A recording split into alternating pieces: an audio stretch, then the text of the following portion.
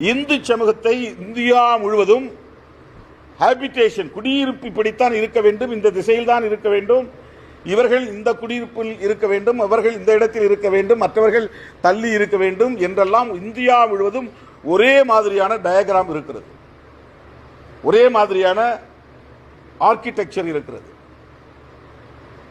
இதற்கு எது காரணமாக இருந்தது என்றால் மனு தர்மம் தான் காரணமாக இருந்தது.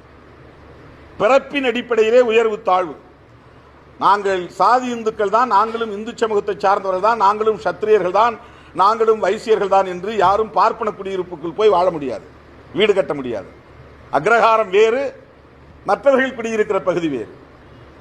ஆகவே இந்த மனு தர்மம் பார்ப்பனர்களே உயர்ந்தவர்கள் என்ற கருத்தை பொது உளவியலாக கட்டமைத்து அதை வலிமைப்படுத்தி நிலைப்படுத்திவிட்டது.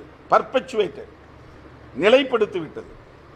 இப்படி நிலைப்படுத்திவிட்டதனால் நீண்ட நெடுங்காலமாக கல்வியும் அதிகாரமும் இவர்கள் மறுக்கப்பட்ட சமூகத்தினராகவே, அடிமை வேலை செய்யக்கூடிய ஒரு சமூகமாகவே வாழ்ந்திருக்கிறார்கள்.